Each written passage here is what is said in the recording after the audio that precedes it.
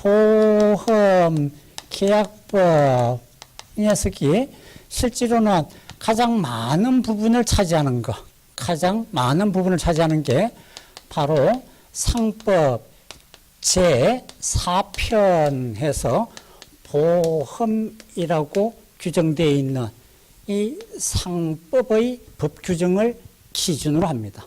대부분이.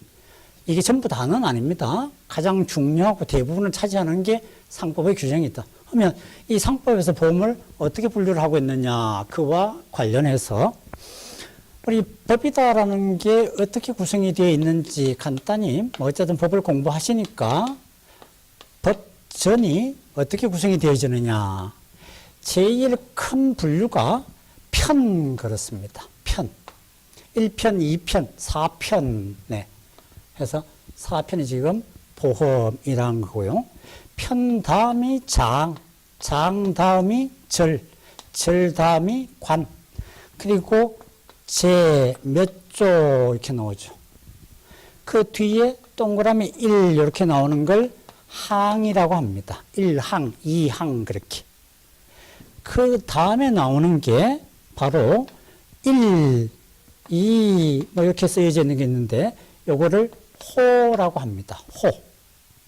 그리고 그보다 더 들어가서 나, 다 뭐 이렇게 이 순서가 매겨져 있는 게 있는데 요놈을 목이라고 부릅니다. 우리가 항목 그러죠. 그래서 항이 더 크고 목이 더 적구나. 그 사이에 호라는 게 붙어 있습니다. 호. 우리 상법은 총 구성이 되어져 있는 게 총 6편으로 되어 있습니다. 6편으로. 그래서 상법이 총 6편으로 되어 있는데 그 중에 6편으로 구성이 되어 있는 중에 4편의 이름이 보험이라는 이름으로 붙어 있습니다. 보험. 이 보험에 관련되어진 4편 상법이 어떻게 규정이 되어져 있느냐. 3개 장으로 나눠져 있는데요. 그 1장을 구성하는 게 통칙입니다.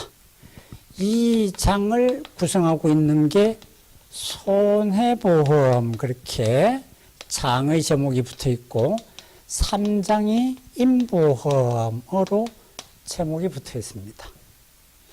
통칙이다라는 이 내용은 우리 여러분들이 공부할 때 제일 공부의 기초적인 도구가 되는 게 법조문이라고 그랬습니다. 따라서 시험 문제 나올 것 같지도 않은데 이런 얘기를 왜 하느냐 그러지 마시고 전체적으로 조문이 어떻게 구성되어 있는지를 안다라는 것은 그 내용을 큰 카테고리 범주로 나눈 데 있어서 기초가 되어지는 것이니까 반드시 알아둬야 할 내용입니다. 통칙은 지금 보시는 것처럼 손해보험에도 적용이 되고 임보험에도 적용이 되어지는 공통된 원칙을 정하고 있는 그러한 부분이 통칙이다라고 보면 됩니다. 손해보험, 임보험, 손해보험은 다시 나누어지기를 총 7개 절로 구성이 되어지는데 7절로 나눠져 있습니다. 총 7개 절로 구성이 되어 있는데 그 중에 1절이 통칙 그러네요.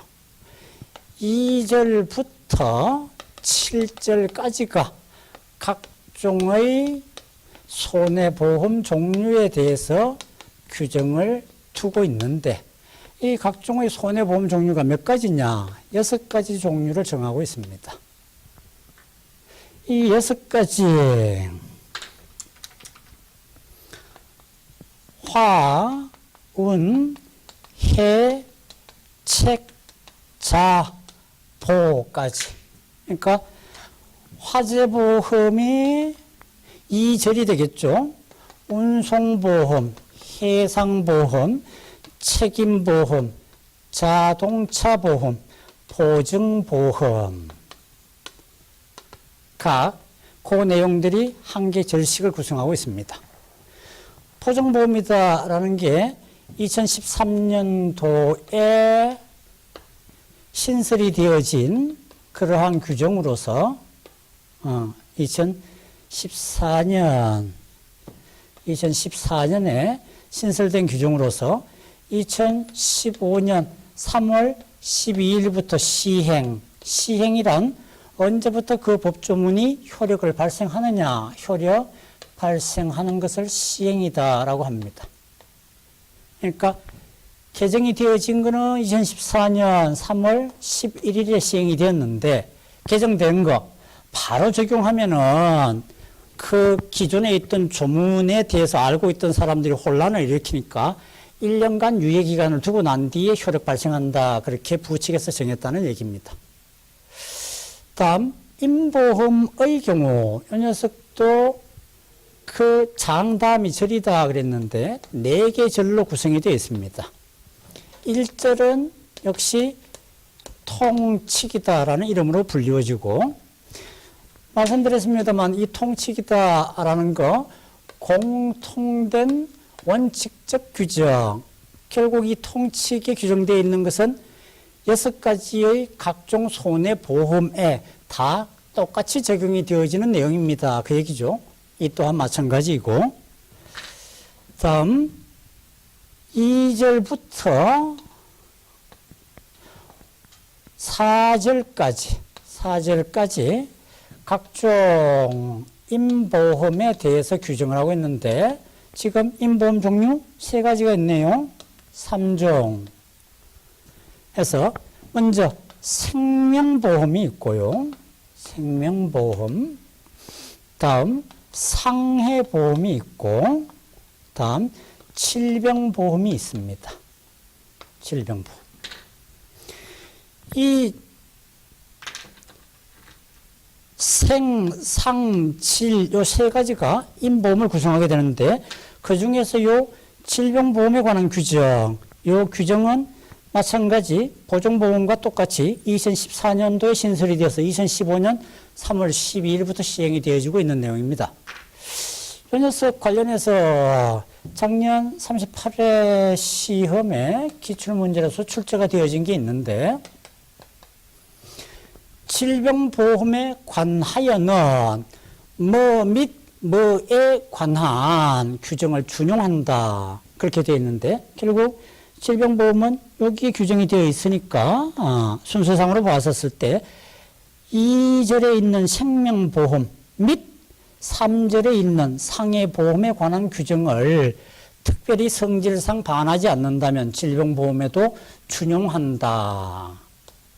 이게 작년 기출문제 출제되었던 조항 내용이 되어지겠습니다.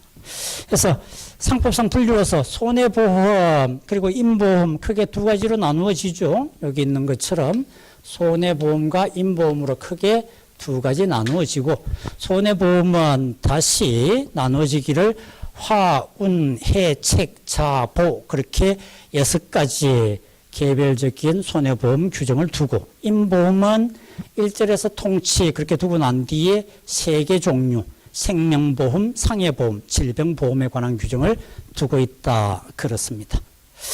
보험 목적에 따른 분류, 영리보험, 상호보험 되어져 있는데 영리보험은 즉 돈 벌어가지고 운영해서 이익을 취득할 목적으로 운영되어지는 보험, 그게 영리보험입니다. 우리가 흔히 알고 있는 일반적인 보험이 바로 영리보험에 해당이 되어지고요. 그러니까 2번째 목적에 어떤 내용이 나왔죠? 보시면요. 보험계약자와요. 계약자와 그리고 피보험자라는 얘기를 드렸잖아요. 피보험자 그리고 뭐라고 얘기를 했습니까? 그 밖에 이해관계인이라고 그랬잖아요. 기타 이해관계인 이렇게 얘기를 드려놨잖아요. 이제 그러면서 한번 봅니다. 보험계약자와 피보험자는 같은 경우도 있고 서로 다른 경우도 있어요. 보험계약자는 어떤 업자와 계약을 체결한 사람인 거 아닙니까? 피보험자는 뭐냐면요. 보험사고가 발생했을 때 거기에 대해서 이익을 보는 자, 보험금을 수령할 수 있는 자, 그런 자가 바로 피보험자라고 보도록 합니다. 그래서 뭐 둘이 같을 경우도 있지만 다르다고 또 구분은 할 수가 있거든요. 어떤 손해를 입을 사람을 피보험자라고 얘기하는 거 아닙니까? 그리고 기타 이해관계인 여기에 대해서는 뭐라고 얘기했죠? 여기를 좀 눈여겨서 한번 보시길 바랍니다. 여기에서는 뭐라고 했냐면요. 권익을 보호한다라고 얘기를 했잖아요. 권익 보호. 그래서 의미를 봅니다. 왜 보험경영자는 권익 보호라는 표현을 안 썼을까요? 보험경영자는 사업을 하는 사람인 거 아닙니까? 여기서는 보험에 가입됐거나 보험에 의해서 피해를 볼 사람, 이런 사람들은 아무래도 보험경영자하고 비교해보면요. 조금 약자적 지위에 있고 여기는 강자적 지위에 있는 거 아닙니까? 강자적 지위에 있는 사람한테 대해서는 어쩐 건전한 경영을 도모하게 하고 권익보호라는 표현을 안 썼고, 물론 보험과 관련해서 뭔가 피해를 볼 우려가 있는 어떤 약자에 해당되는 사람은 권익보호를 한다라는 말을 한 건가 아닙니까? 뭐 이런 것도 눈여겨서 보시길 바랍니다. 만약 경영자를 얘기하면서 권익보호라는 그런 지문이 나온다면요. 보험업법의 재정 목적 아니라고 봅니다. 그러면 이거를 잘 해가지고 궁극적으로 어떤 목적을 달성하려고 그러죠? 요거는 일종의 수단인 거 아닙니까? 이런 수단을 통해서, 뭐 어떤 궁극적으로 뭐를 이루고자 하는 거죠? 그게 두 가지로 얘기했잖아요. 뭐라고 했습니까? 보험업의 건전한 육성과요. 보험업의 건전한 육성과 또 아울러서 뭐를 얘기를 드렸냐면요. 여기 국민 경제 균형 있는 발전을 기여한다고 했잖아요. 국민 경제 균형 있는 발전을 유지한다라고 여러 번 봅니다. 그래서 한번 제가 이거를 한번 나눠서 다시 한번 얘기를 드려볼게요. 그 보험업법은 왜 만들었겠습니까? 우리가 어떤 우연한 사고에 의해서 인간의 굉장히 불안한 생활을 할 수가 있다. 그거를 덜어주기 위해서 보험회사를 업자가 그 보험 관련되는 사업을 한다. 그 피보험자가 거기 손해를 볼 수가 있는 거 아닙니까? 계약자와 계약을 체결한다. 그런데 경영자는 어떤 사업을 하는 사람이니까 건전하게 경영을 도모하게 하고, 보험계약자, 피보험자, 기타 이해관계는요, 보험과 관련해가지고 뭔가 피해가 발생했을 때 수익을 받을 수 있는 사람이니까 이런 사람들은 잘 보호를 해주고, 그리고 아울러서 이러한 수단을 통해서 보험업을 건전하게 육성한다. 왜 그러죠? 우리가 현대 사회에서 국민들이 안전하게 편안하게 생활할 수 있기 위해서는 어떤 안전, 걱정이 없어야 될 거 아닙니까? 그러다 보니까 그 자체가 보험업을 육성할 필요가 있다. 그리고 이렇게 통해서 국민 경제가 균형 있게 발전을 이루고 있다. 이게 바로 보험업법의 재정 목적이에요. 또 여러분한테 제가 또 드릴 말씀은 뭐냐면요.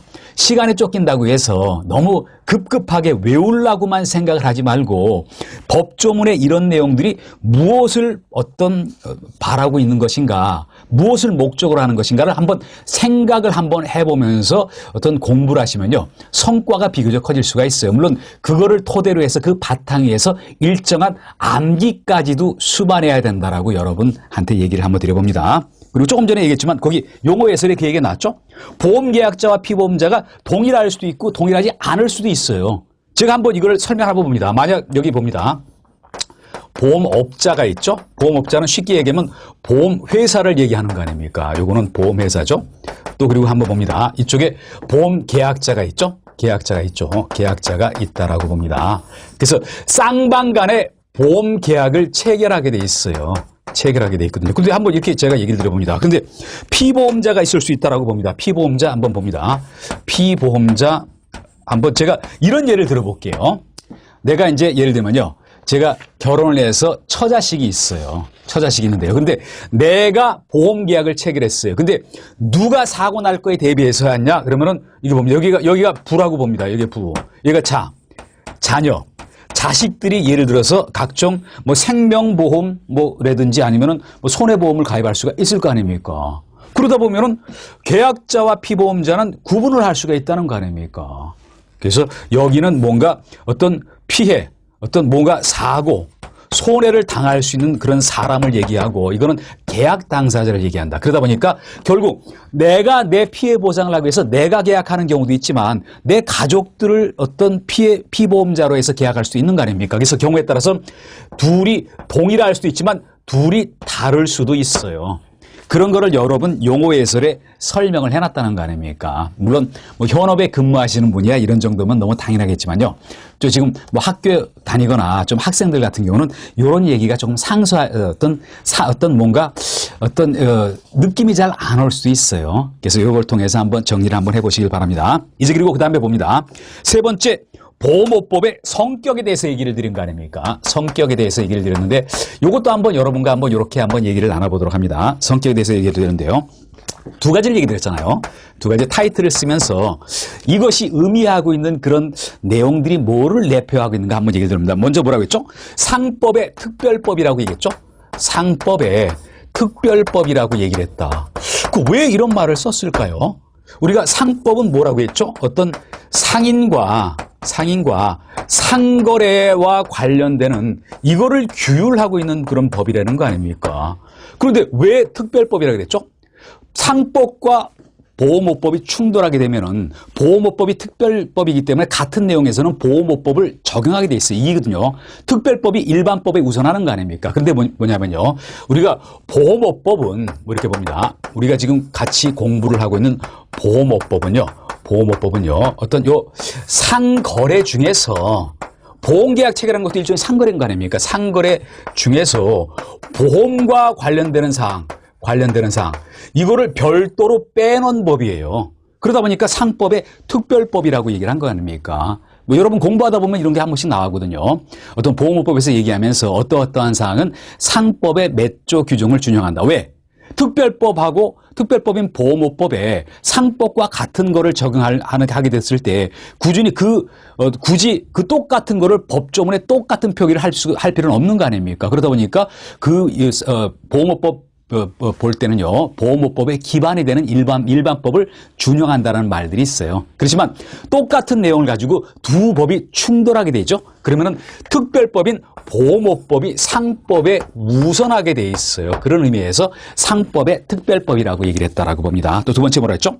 공법 규정과 또 사법 규정이 공법과 사법은 어떤 서로 성격이 달라요. 왜 달랐죠? 공법은 어떤 행정기관과 행정기관의 관계를 규율했거나 행정기관과 사인의 관계를 규율했다. 그렇지만 사법은 뭐였죠? 사인과 사인의 어떤 법률 관계, 사인의 관계를 규율했다. 그러다 보니까 공법과 사법은 구분을 하는 거 아닙니까? 그런데 보호모법은 뭐냐면요. 공법과 사법이 섞여 있는, 혼합되어 있는 법이라는 얘기를 했다는 거 아닙니까? 혼합법. 왜 혼합법이라고 얘기를 했죠? 뭐 그 밑에 설명이 있지만 다시 한번 얘기를 드려봅니다. 왜 그러냐면요. 공법 관련되는 규정도 있어요. 사법 관련되는 규정도 있어요. 공법 관련되는 규정은 여러분 뭐라고 얘기했죠? 우리가 보호모법에 보면은 보험감독기관과 관련되는 거. 그런 공공기관인, 행정기관인 거 아닙니까? 행정기관과 행정기관의 관계 또는 행정기관과 어떤 보험회사의 관계를 규율했으니까 이런 부분은 공법적 규정이다. 그렇지만 사법적 규정은 주식회사, 상호회사, 그 보험회사의 형태인 거 아닙니까? 뭐 이런 회사들 또 어떤 외국 보험회사와 관련되는 거, 운영과 관련되는 거, 그거는 철저하게 어떤 사인과의 관계를 규율한 거잖아요. 그래서 결국 성격을 크게 두 가지로 나누면요. 보호모법은 상법의 특별법적인 성격을 갖는 동시에 그 안에는 공법과 관련되는 그런 규정도 있고 사법과 관련되는 규정이 있기 때문에 이거를 공법과 사법의 혼합법이라고 규정을 했다라고 여러분 정리를 한번 해봅니다. 뭐 그런 얘기였고요. 이제 그리고 보호모법에 대한 감독과 관련되는 얘기를 드렸잖아요. 그런데 여러분 보호모법의 감독이 왜 필요하겠나 한번 생각해 보실까요? 자, 그러면 우리는 지금까지 보험에 관해서 배웠죠? 그러면 보험은 이러한 다른 여타의 제도들과 어떤 큰 장점이 있는가, 그리고 어떤 단점이 있는가. 자, 손실 발생 시에 손실의 전부 또는 일부를 보험자가 보상해 주기 때문에 개인이나 기업 등은 손실에 대한 부담 없이 안정적인 경제활동을 영위할 수가 있고, 납입된 보험료는 또 경비로 처리할 수가 있겠죠? 이에 따른 세금 혜택이 가능하다. 또 보험자로부터 손실보상뿐만 아니라 위험관리에 관한 전문적인 서비스를 받을 수 있겠죠. 보험계약자 입장에서 얘기하는 겁니다. 자, 단점은 무엇이냐? 보험료에 대한 기회비용까지 고려한다면 보험료 지출은 개인이나 기업 등에게 부담이 된다. 보험회사 및 보험상품을 선택하고 보험계약 조건과 보험료 협의회 또는 보험회사에 대한 협조 의무, 발생된 손실보상 등이 소요되는 시간과 경비가 예상 외로 많이 발생할 수 있다. 이런 보험은 단점이 있고 이런 장점이 있다. 잘 알아두시기 바랍니다. 자, 위험관리 수단으로서 보험을 선택할 경우에 위험에 대한 방심을 초래하여 위험관리에 소홀하게 되고 보험사고 발생 빈도나 발생 손실을 더 증가시키는 결과까지도 가져올 수 있다는 이런 단점이 있다. 자, 그리고 여기까지 이제 배웠고, 여기부터는 교재에 제가 첨가해서 설명드리는 거예요. 자, 우선 대체 위험 전가에 관해서 배우겠습니다. 우리 위험의 전가에는 뭐가 있다고 그랬죠? 위험관리기법에 재무적 기법에 위험의 전가가 있는데, 여기는 보험계약으로의 전가와 계약상의 전가 이 두 가지를 크게 이제 나눌 수 있는데, 이를 확장해서 기존의 보험을 대체할 수 있는 순수 위험의 전가 수단으로서 보험의 리스크 전가 방식을 얘기하는 것이다. 이를 대체 위험 전가라 얘기한다. 잘 알아두시고요. 즉, 이거는 기존 보험 시장이 해결하지 못하는 거대 위험을 자본시장 등 보험인 위험 전가 방법과 전통적 보험계약의 단점을 극복하는 새로운 보험계약들도 광해 대체 위험 전가에 해당한다. 즉, 계약상의 전가뿐만 아니라 이렇게 자본시장 등에 전가하는 것까지도 포함해서 대체 위험 전가라 얘기할 수 있다. 이렇게 광해 그렇게 얘기하는데, 그럼 협의로 얘기하는 건 뭘까요? 자본시장 등의 이렇게 자본시장에 위험을 전가하는 거를 협의다. 협의의 대체 위험 전가라 얘기할 수 있다. 이렇게 이제 설명드리는 거죠. 자, 어떤 특성을 가지고 있냐? 손실의 자기 보유 수준이 높으며 계약 기간이 수년에 걸친다. 자, 계약 기간이 보통 우리는 보험료를 납입하는 거는 1년 단위로 하는 게 많은데, 계약 기간이 수년에 걸치는 경우가 많고, 복수의 위험이 대상이다. 또 통상 보험계약으로 담보되지 않는 위험을 대상으로 한다. 자, 보험계약으로 담보되지 않는 위험을 대상으로 한다. 이게 가장 큰 차이겠죠? 자본시장에서 거래되는 증권 및 파생상품 등을 활용해가지고 위험을 폭넓게 전가한다. 즉, 자본시장에 이런 방법을 통해서 전가할 수 있다는 거죠.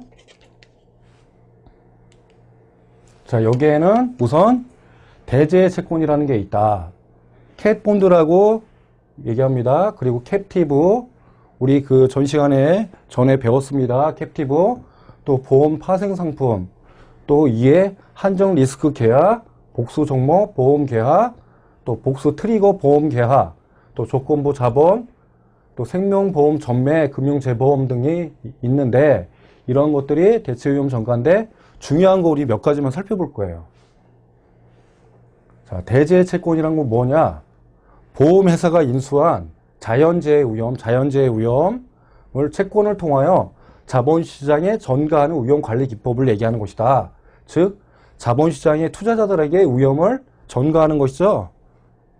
자, 대제와 관련지어서 이자와 원금이 변동하는 채권을 대제 채권이라고 얘기하고, 대제가 발생할 경우에 그 피해 규모가 보험회사가 감당하기 어려울 정도로 클 수가 있죠. 채권을 발행해가지고 자본시장에 유통시킴으로써 여기에 이제 SPC라는 특수 목적 회사가 등장합니다. 이 정도만 알아두시면 돼요, 그냥.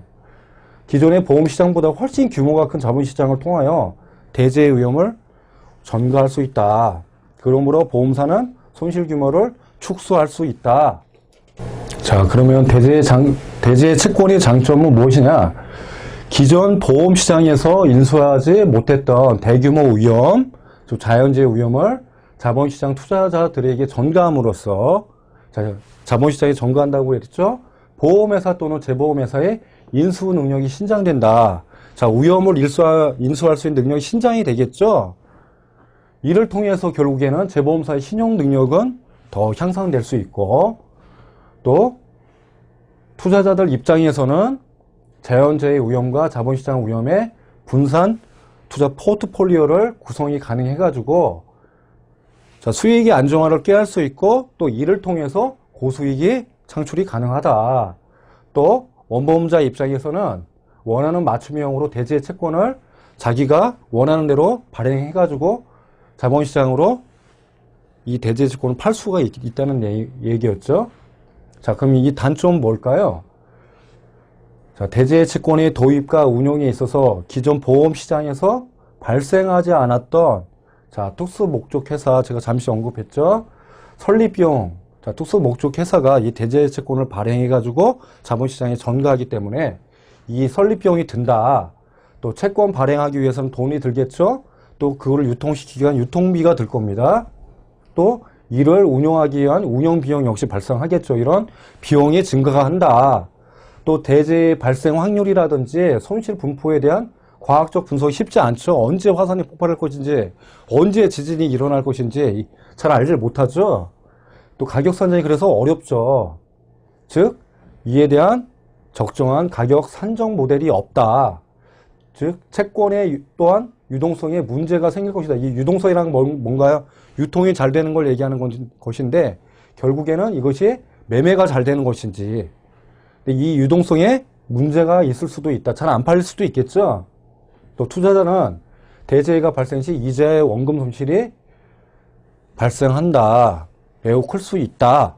자, 이렇게 단점이 있다. 이게 정리해 주시면 됩니다. 그리고 우리 아직 자세히 배우지는 않았지만 재보험과 비교해 보면 어떤 차이가 있는지 이것도 시험에 출제될 가능성이 높습니다. 재보험은 보험시장 안에서의 위험 전가 및 분산인데 반해서 대재해 채권은 자본시장에 대한 위험 전가다. 이런 차이가 있다. 보험시장 안과 자본시장. 인수 능력은 대재해 채권의 경우보다 재보험보다 훨씬 크고 또 잠재적으로 훨씬 충분할 수 있겠죠. 자, 보험시장보다는 자본시장이 훨씬 거대하니까. 또 재보험보다 중장기 기간으로 만기 기간을 설정할 수 있죠. 채권은 보통 5년에 10년 이렇게 만기 기간 설정해서 팔 수 있으니까. 또 대재해 채권은 임의적으로 설계가 가능하고 이 큰 장점이자 단점이죠. 재보험과 달리 반드시 보험의 운용 메커니즘을 따르지는 않는다. 이런 장점이 있는데 그러므로 수지 상등의 원칙이나 대수의 법칙이 적용되지 않겠죠. 재보험은 이에 반해서 역시 재보험도 보험이기 때문에 수지 상등의 원칙과 대수의 법칙을 적용해야 할 것입니다. 자, 그리고 복수 종목 보험 계약에 대해서 살펴보겠습니다. 하나의 보험 계약으로 상이한 위험으로부터 발생하는 총 손실을 보상하는 계약이다. 즉, 말이 어려운데 이걸 풀어서 설명하면은 하나의 보험 증권으로 여러 종목을 담보하는 건 보험을 복수 종목 보험 계약이라고 얘기한다. 자, 하나의 보험 계약에서 화재 위험이나 배상 책임 위험, 또 기업 휴지 위험 등을 함께 담보할 수 있으며 이렇게 보험을 가입을 많이 합니다. 경우에 따라서는 순수 위험이 아닌 금융 위험을 포함하기까지도 한다. 자, 이렇게 하는 이유가 뭘까요? 비용을 절감하는 거죠. 따로따로 가입하는 것보다 훨씬 적고 또 여러 가지 담보를 추가함으로 인해 가지고 담보 누락이 방지될 수 있다. 이러한 장점이 있다.